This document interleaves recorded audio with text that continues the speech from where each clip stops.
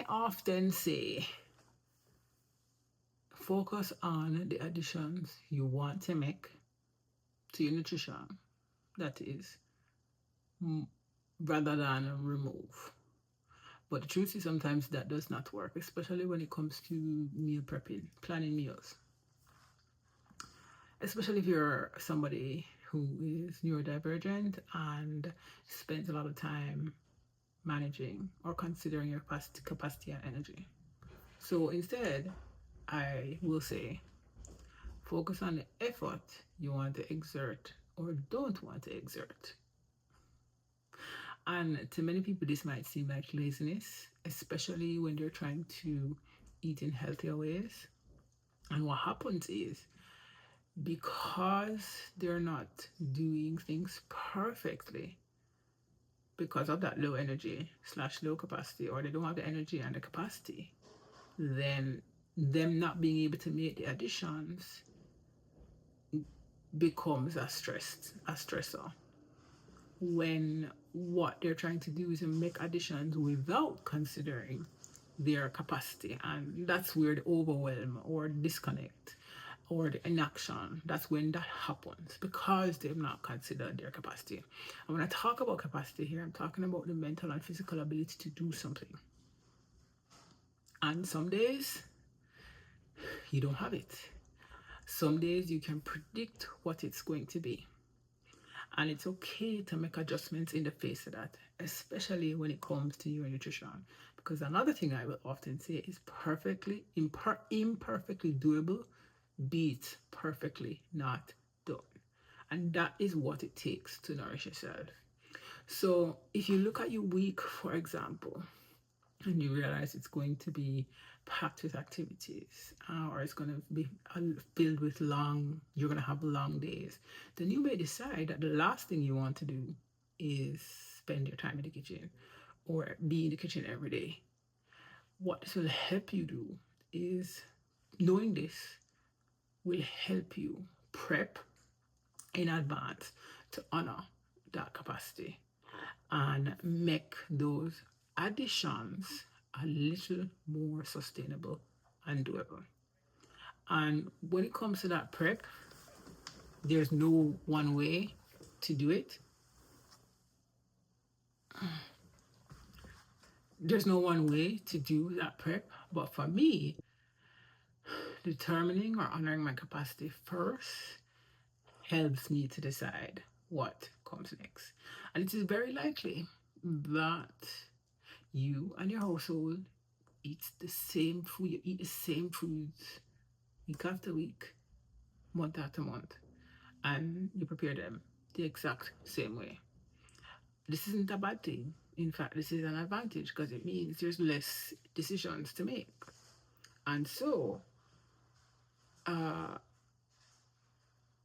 moving forward means knowing what you're working with, not only as far as capacity, but effort. So if you are eating the same foods week after week, you're preparing them the same way, you know the effort it takes. And therefore, if you know your capacity, you know whether or not doing it these ways or the ways that you have been doing it will make sense. Now, a lot of folks will do recipes and then plan meals based on recipes, or recipe and then go grocery shop and plan meals after. I say, know your energy and your capacity so that you can determine the effort you want to exert, and then you go shopping. Before you go shopping, identify any recipes that may align with where your energy is at and the effort you want to put in, and make a list based on what you have at home in your pantry and fridge, and then you go grocery shopping. So if you know you buy the same proteins every week, the same carbs every week, the same veggies every week, based on the fact that you know what your energy and capacity is, then that will help you decide how you are going to prepare those things. So that can also mean choosing recipes that will give you easier ways of preparing it knowing your capacity. That's a roundabout kind of way of saying knowing what you already know, the foods that you already have, and the ways you already prepare them means you have a baseline. So if you know your capacity is going to be low, then does that match what you typically do? And is there a shortcut, or is there an easier or a step down way of preparing the same foods so that you can nourish yourself anyway? So it means if what you normally do is pan-sear, I always go back to pan-sear because it's my arch nemesis as far as cooking methods are concerned. If you know you're always doing pan-searing a whole bunch of things, or you do this big old prep where you're doing 3 proteins and 3 carbs and making 3 veggies, but you know the coming week you are not going to have the capacity to do all of that, then you might decide, I am going to change it. So I'm going to do less. So instead of doing all this one big meal prep, you could do the one big meal prep. But if you know ahead that you're not going to have the capacity to do it, then what is something you can do on a smaller scale? So you know the proteins you're going to have, the carbs you're going to have, the veggies you're going to have, and maybe it means trying something new as far as the recipe is concerned that's going to give you something far easier, that's probably going to require less ingredients and or time, and maybe no real work. So for example, if you know you're going to have a low capacity day, then maybe that is when you reach for the low effort foods. So the frozen foods, you can pop them in the microwave, or the pre-cooked, pre-chopped veggies, it means you just dump them out in the pan, roast them or saute them, or whatever the case is. The pre-seasoned meat, that whether you may have done that or you bought it that way, you know that. So you have that ready to pop in the oven or air fryer or whatever it is, because you're honoring your energy. So this just know that the decision becomes knowing your capacity, determining the effort that you want to exert, and then planning your meals based on that. And the thing is, you might find that you are not if you are not somebody who wants to do one big meal prep and then have the same meals for the rest of the week, but you're somebody who wants to be able to put something together throughout the week, you can go ahead and prep ingredients ahead of time to also factor in your capacity and your energy levels and the amount of effort that you want to put in.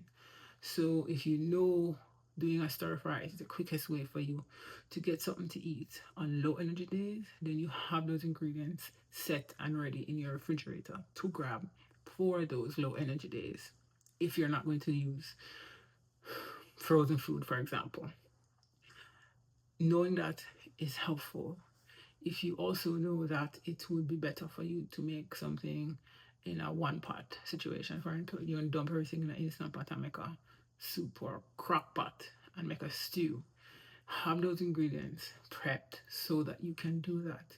It might also mean prepping it overnight, because with crock pots or slow cookers rather, it takes quite some time, and that's something you can set and forget it, and then when you're ready to have for dinner, for example, it is ready. Prepping something like breakfast sandwiches and popping them in the freezer individually wrapped means that you can take them out the night before so you can warm it up the morning of.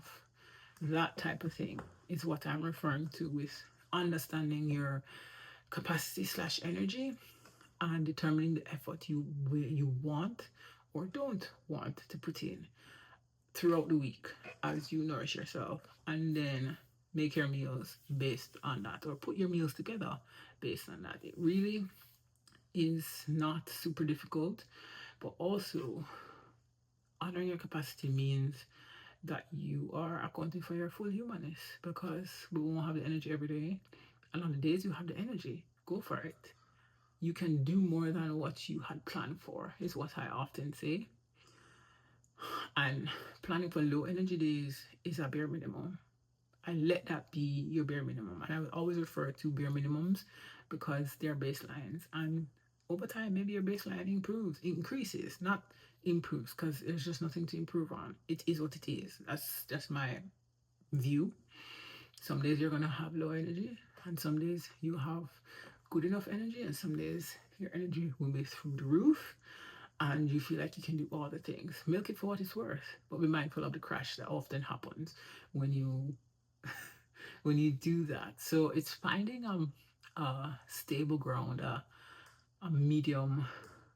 Finding balance is what I'm looking for to help you put meals on your table to nourish yourself, because you're not just nourishing yourself through the food. You're in honoring your energy and capacity. That's part of the nourishment. So this is what I invite you to do if you're not sure on how to approach meal prep, meal planning. Start with your effort, your energy capacity, determine the effort, and then make your next steps. Put your meals together or plan for the meals based on that. If you have any recipes that align with your energy and the effort, then consider those. Make those part of the list that you're making before you go grocery shopping, whether it's you're shopping your pantry and fridge or you're leaving your home to go grocery shopping. That's what I mean by shopping. Not just going grocery shopping, but when you're shopping your pantry and your fridge, because you made a list, and that list is going to tell you what you have and what you don't have and what you may need. So that is the process for honoring energy and capacity. And it's something I encourage you to try. It, if it works, it works. If it doesn't, it doesn't. But this is something that has kept me nourished regardless of the energy, the kind of energy I have. I often plan for low energy days because I know my tendency to overestimate my capacity, even with what's in front of me as far as what my days look like. And so my go to is, for example, any given day, if I have low energy, it's going to be a stir fry because there's going to be some rice, there's going to be some veggies frozen or canned, if not fresh, and there's going to be some sort of protein, whether it's salmon, which tends to be the easiest thing to pull out of the freezer, but also cook. Then I know some stir fry is going to happen right there. Or fried rice, rather, is gonna happen. Or a stir fry, because I always have vegetables. So that's one thing that's always gonna be in my refrigerator. Veggies, canned, frozen, or fresh. So I know once I have that, it's just whether or not I am going to, spend time cooking. So do I buy cabbage versus mixed greens? Do I buy peas and carrots versus, I don't know, broccoli, for example? Broccoli requires being put in the oven for me to eat. Uh, Mixed greens does not. Peas and carrot can be frozen, so I can throw that in a stir fry. Or I buy carrots and cabbage to make, steamed cabbage and carrot, or I make a stir fry with carrots and cabbage. That requires a different effort than using frozen peas and carrots. You know what I mean? So that's what I mean with low energy and low effort. Hope you notice the difference. Hope you're able to identify it in yourself. And remember that no matter what, you always want to nourish yourself one bowl at a time. Thanks for watching, and I will see you back here tomorrow.